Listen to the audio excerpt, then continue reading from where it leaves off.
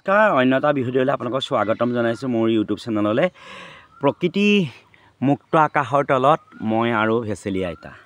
এই ভেচেলি আইতাই তামোল চকলি আহিছে। এয়া জাজি নৈ একদম বহা পানী, মানে এতিয়া আপুনি গম পাইছে আহাৰ মাহ, আৰু এয়া বাহনীতল, আৰু ইমান সুন্দৰ মানে প্ৰাকৃতিক বতাহ, আপোনালোকক ক'বলৈ ভাষা নাই। আইতা গম পায়, মই ভেচেলি বুলি নকওঁ, এতিয়া আইতা বুলি কৈছোঁ। মই লাইভ আহোঁ সদায়, আপুনি জানে, আৰু লাইভ আহোঁতে পইচা লাগে। 2GB একোৱেই নহয়, সদায় মোক কোনোবাই সহায়ো কৰে, মই হ'লেও পেকটো ভৰাওঁ বাৰু দেই। তাৰ পাছতে লাইভ আহোঁতে এদিন, আজি দুদিনমান আগত অনিৰুদ্ধ কলিতা নামৰ ল'ৰা এজনে মোক ডাইৰেক্ট কৈছে, তেওঁ মোক ক'ব লাগে, বা তুমি কমল, তুমি কৈৱৰ্ত নি, তুমি SC নি? আমাৰ ভাৰতৰ সংবিধানতো আমাক SC মৰ্যাদা দিছে, চিডুল কাষ্ট, অনুসূচিত জাতি, হয়নে? বা তুমি অনুসূচিত জাতি লোৱা নেকি, কৈৱৰ্ত লোৱা নেকি? তেওঁ মোক ডাইৰেক্ট কৈছে, তুমি ডুম নেকি? মই ডুম বুলি ক'লেও বেয়া নাপাওঁ, বা আমি নৈপৰীয়া জনজাতি, আমাক বহুতে ডুম বুলি কয়, কিন্তু আমি প্ৰকৃতাৰ্থত ডুম হয়নে নহয় সেইটো ৰাইজে জানিব। যিসকল বুদ্ধিজীৱী আছে, চিন্তাবিদ আছে, তেওঁলোকে জানিব ন, আমাৰ ওপৰত গৱেষণা কৰিছে, জনজাতি বা জাতি উপজাতিৰ ওপৰত গৱেষণা, তেওঁলোকে জানিব। এতিয়া প্ৰথম কথা হ'ল, তেওঁ মোক যেন ডুম ক'লে, তাৰ পাছত পটককৈ কৈ দিছে, তুমি মাছ কাটা নেকি? আকৌ পিছৰ দিনাখনি মই ভিডিঅ' এটা বনাইছিলোঁ, তাৰ মাছ দেখাইছিলোঁ, বজাৰলৈ যাওঁতে, কৈছে এখন তোমাৰ গাদী নি, আজি মাছ কিমান বিক্ৰী কৰিলা ডুম? তেনেকৈ কৈছে। আইতা মই এইটো জানো, ডুম বুলি ক'লে আচলতে আপুনি চাওক, আমাক এতিয়া কৈৱৰ্ত বুলি ক'ব পাৰে, হয় নাই? নৈপৰীয়া জনজাতি, যিসকলে কৈ পানী আৰু বৰ্তমানে পানীত বৰ্তি থকা, পানীৰ লগত বৃত্তি কৰি নৈ পাৰত যিসকলে বাস কৰে, তেওঁলোকে কৈৱৰ্ত বুলি কয়। কিমান সত্য নাজানো, কিন্তু মই সেই বুলিয়ে জানি আহিছোঁ, হয় নাই? আমাৰ পানীৰ লগত বৃত্তি কৰি আমি চলি আছোঁ, হয় নাই? মাছেই মাৰিছোঁ বা যি কৰিছোঁ পিছৰ কথা। কিন্তু সেই ল'ৰাজনে যেন মোক যেন ইমান বেয়াকৈ কৈছে, আপুনি এই ল'ৰাজনৰ বিষয়ে কি ক'ব? আৰু এজন ল'ৰাইতো নামঘৰত চাকিয়ে দি দিছে, গুৱাহাটীৰ ল'ৰা এজনে, কমল দা মই আজি চাকি দি দিছোঁ নামঘৰত, সি ফল পাব বুলি। এতিয়া আইতাই, আপুনি বয়োজ্যেষ্ঠ হিচাপে আনক যেন জাতিত ধৰি কথা পাতিছে, কথা কৈছে, গালি দিছে, আপুনি কি ক'ব? আপোনাৰ মনৰ ভাষা ৰাইজৰ আগত ব্যক্ত কৰক। আৰু আপুনি এইটোও ক'ব যেন কোনো জাতিকে আমি কেতিয়াও জাতত ধৰি কথা নকওঁ, আৰু কোনো জাতিকে কথা, এইটো বেয়া কথা, হয় নহয় আইতা? এইটো জাত পাতত ধৰি কথা কোৱা বহুত বেয়ালৈ যায়গৈ। জাত পাতত ধৰি কথা কোৱাৰ লগে লগে যিমান নম্ৰ মানুহজন হ'লেও মাথাই কাম নকৰে।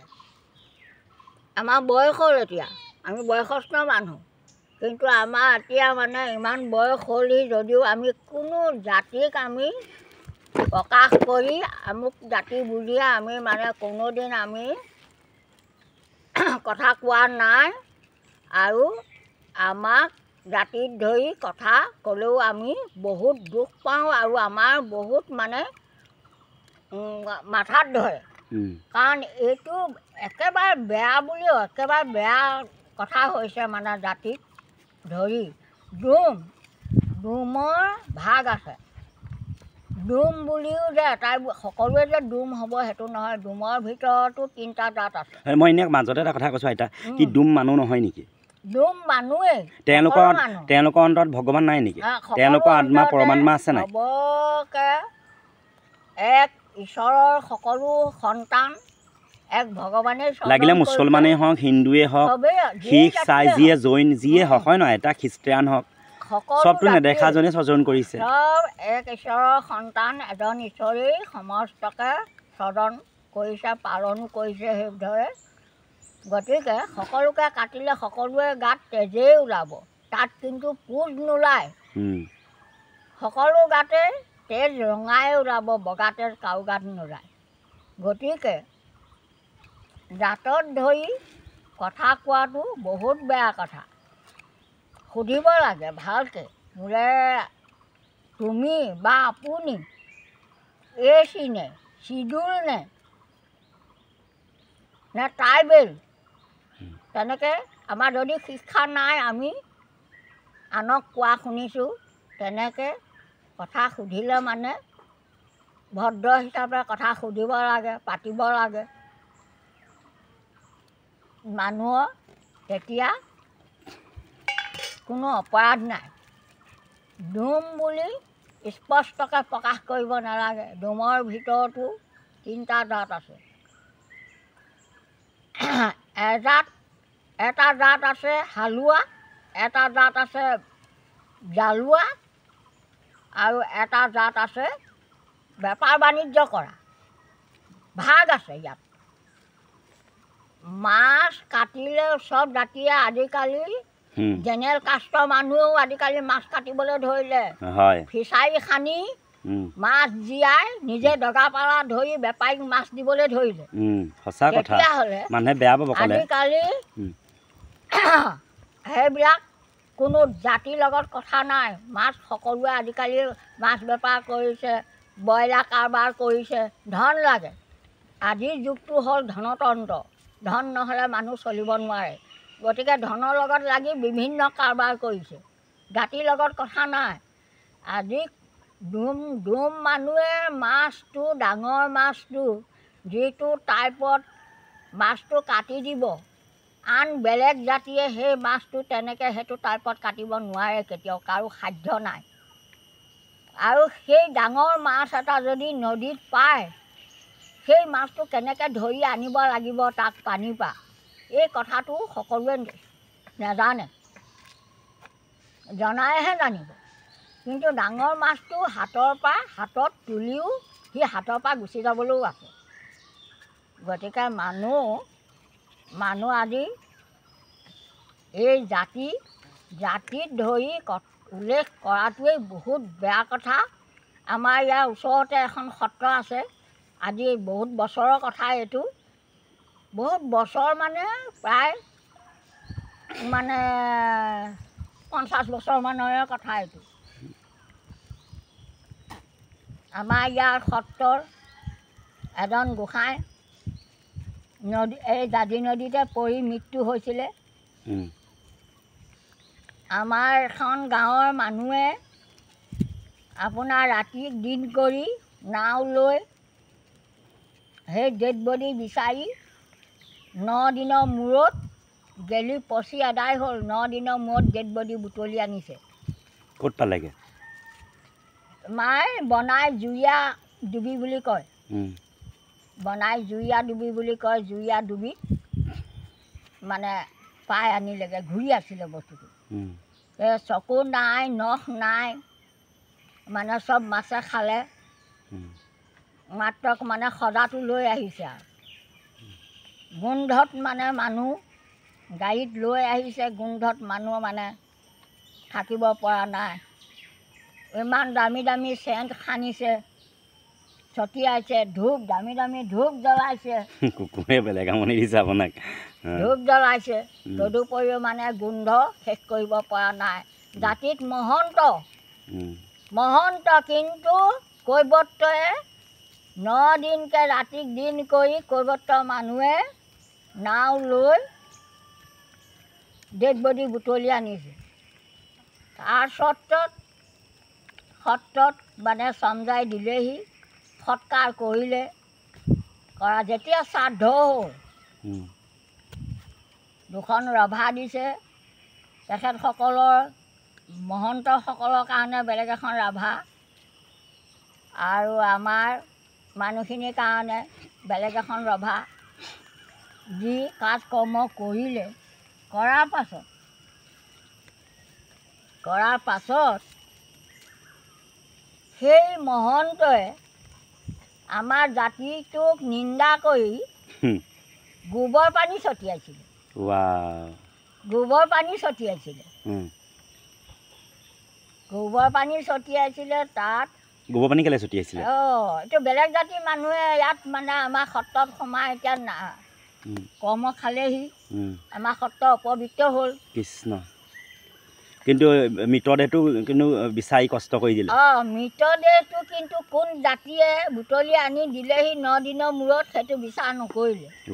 দুখ লাগে। গতিকে আমাৰ ৰাইজৰ খং উঠি সেই সত্ৰ অধিকাৰৰ ওপৰত মানে কেছ ফাইল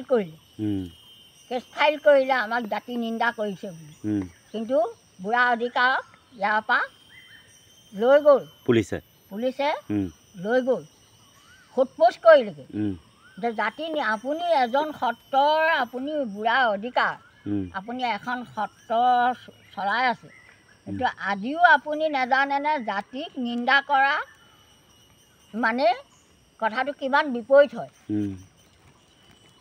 তেনেদৰে বুঢ়া অধিকাৰ সোধপোছ কৰি আপোনাৰ আকৌ পুনৰ আমাৰ ৰাইজেই বুঢ়া অধিকাৰক মানে লৈ আহিছে যে হ'ব আৰু এওঁ নাজানিলে আমিয়ে মাফ দিছোঁ তেনেকৈ বুলি কৈ কেছখন সোধপোছ কৰি পানি উঠাই লৈ আহিলে ঠিক তেনেকুৱা কথা আজি জাতিক লৈ কি আছে কেইটা জাতি ইয়াত বিভিন্ন জাতি নাই মাত্ৰ আমি ক'বলৈ গ'লে জাত দুটা মাইকী আৰু মতা পুৰুষ আৰু মহিলা মানে পুৰুষ আৰু মহিলা আজি পুৰুষ নহ'লেও সংসাৰ নাবাঢ়ে সৃষ্টি নাবাঢ়ে মহিলা নহ'লেও সৃষ্টি নাবাঢ়ে গতিকে জাত দুটা পুৰুষ আৰু মহিলা স্বয়ং ভগৱন্তই সৃষ্টি বাঢ়িবৰ কাৰণে পুৰুষ আৰু মহিলা দুটা জাত তেওঁ স্বজন কৰিলে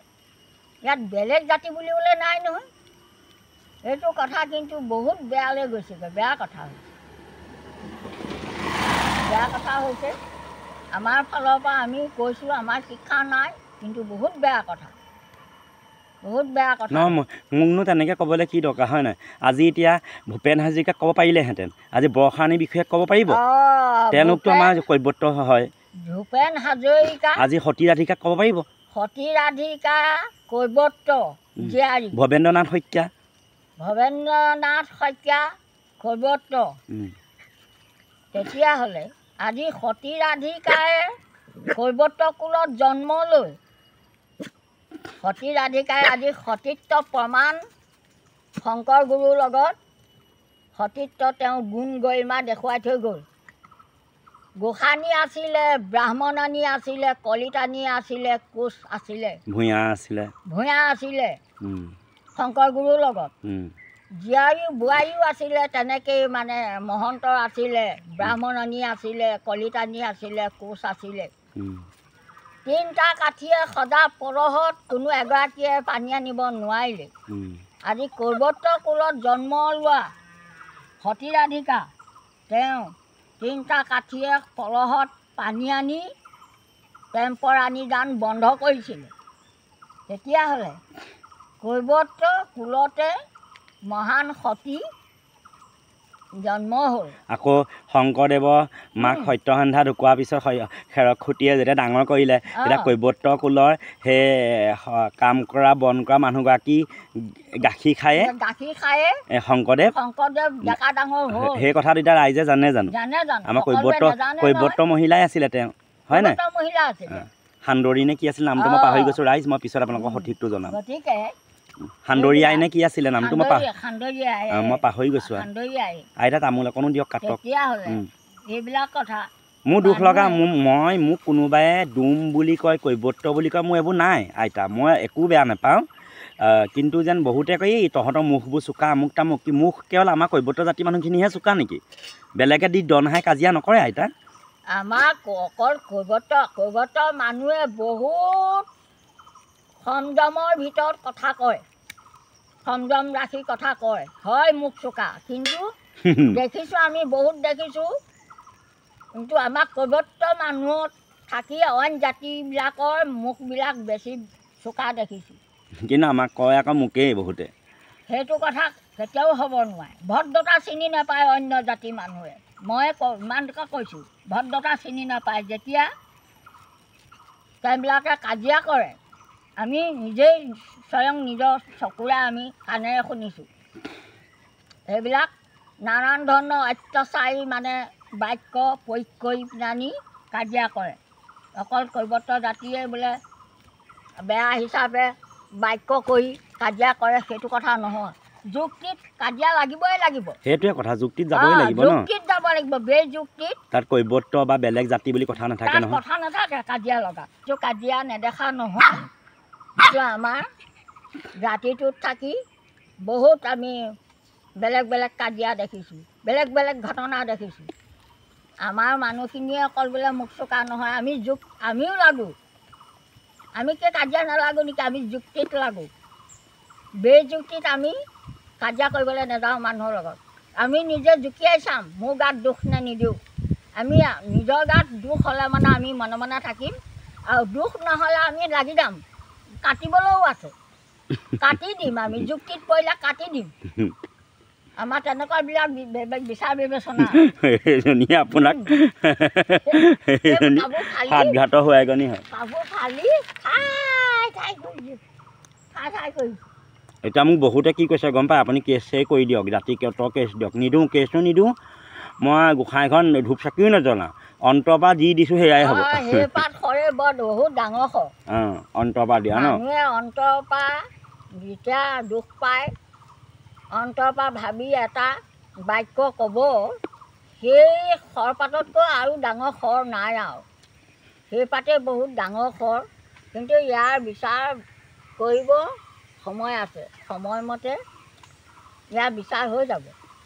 শেষত এইটোৱে কওঁ নহয় আইতা, আমাক বুলিয়ে নহওক, কোনো জাতিগত জাতিক যাতে আমি হাতযোৰ কৰিছোঁ, কোনো জাতিক যাতে আৰু নাম লৈ নাম লৈ ইটিকিং ইনচাল্ট মানে যাতে বাক্য নকৰে, বাক্যবান কৰিব কেতিয়াও নালাগে। ক'ব নালাগে আৰু। এতিয়া সতী ৰাধিকাৰ বিষয়ে ইমান বহুতে নাজানো বুলিয়ে কয়, কিন্তু জানে নাজানো বুলিয়ে কয়, গম পায় নাই?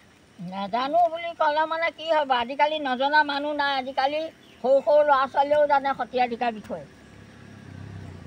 সৰু সৰু ল'ৰা ছোৱালীয়েও সত্ৰাধিকাৰ বিষয়ে বহুত জানে। শেষৰ ৰাইজক এইটোৱে অনুৰোধ জনাইছোঁ, আইতা দা মই ভিডিঅ'টো এইটো কাৰণে বনাইছোঁ। হয়, মই কৈৱৰ্ত ল'ৰা হয়, কোনোবাই আমাক দুম বুলি ক'ব পাৰে, তাত কোনো আক্ষেপ নাই ন আইতা। কোৱাই কৈ থাকক, কোৱাই কৈ থাককচোন দিয়ক, হয় নহয়? ক'ব পাৰিছে যে, কিন্তু দুখ লাগে আইতা, 10জনৰ আগত তেনেকৈ কৈ দিলে মনটো বেয়া লাগে, দুখ লাগে ন। বেয়া লাগে। আপুনি আইতাই কৈয়ে গৈছে, মাছ কেৱল আজিকালি আমাৰ কৈৱৰ্ত মানুহে নিবিকে, সকলোৱে মাছ আজিকালি ঘৰত ফিচাৰী বনাই বনাই ফিচাৰীত মাছ জীয়াই জীয়াই সকলোৱে পথাৰত ধৰে, পুখুৰীত ধৰে, হয় নহয়? পালা লৈ পিনে আপোনাৰ বেপাৰীক মাছ দিবলৈ ধৰিলে। শেষৰ আইতা আপুনি এইটোৱে কওক, ৰাইজ আমাৰ যদি কিবা দুখ হৈছে ক্ষমা বিচাৰিছোঁ আমাক কওঁতে, কিন্তু আইতাই মোৰ ফালৰ পৰা এইটোৱে কৈছোঁ, কিন্তু অনাগত ভৱিষ্যতে কোনো যাতে জাতিগত কথা লৈ প্ৰশ্নও নকৰে, হয় নহয়? কোনো মানে ইনচাল্ট সুৰত কথা ক'ব নালাগে, ইটিকিং সুৰত, হয় নহয় আইতা? মানুহে অন্তৰত দুখ পোৱাকৈ কেতিয়াও মানে মানুহক কথা ক'ব নালাগে, কেতিয়াও কথা ক'ব নালাগে। নাজানি যদি ক'লে সেইটো ক্ষমা আছে, জানি কৈছে যদি। মোক অনিৰুদ্ধ কলিতা বোলাজনে মোক বাৰে বাৰে কৈ আছে, এদিন নহয়, দুদিন নহয়, 3 দিন। কাক খং নুঠিবা আইতা? সেইটো ভাল কথা হোৱা নাই, সেইটো কেতিয়াও ভাল কথা হোৱা নাই। এতিয়া ঠিক আছে, ধন্যবাদ। আৰু ৰাইজে যেন কোনো বিতৰ্কলৈ নিনিয়ে, সমালোচনাও নকৰে, আমাৰ মনৰ কথাটোহে কৈছোঁ, হয় নহয়? আমাৰ মনৰ কথাখিনিয়ে আমি প্ৰকাশ কৰিছোঁ। আমি সেইখিনি আমি মানে কিবা বিতৰ্ক বা কিবা বেমেজালি বঢ়াবলৈ বিচৰা নাই। মই ৰাইজলৈ মোৰ ফালৰ পৰা হাতযোৰ কৰি কৈছোঁ, এই ব্যৱসায়ৰ কাৰণে মানুহ চলিব খাবৰ কাৰণে আজিকালি ব্যৱসায় বিভিন্ন ব্যৱসায়ে কৰিব লগা হৈছে আৰু কৰিছে। গতিকে ব্যৱসায়ৰ ওপৰত ভিত্তি কৰি বা জাতিৰ ওপৰত ভিত্তি কৰি কোনো দিন যাতে কোনো মানুহে একো বাক্য নকৰে, মই আপোনালোকলৈ হাতযোৰ কৰি পুনৰ মোৰ ফালৰ পৰা মই সামৰণি মাৰিছোঁ। কৃষ্ণ।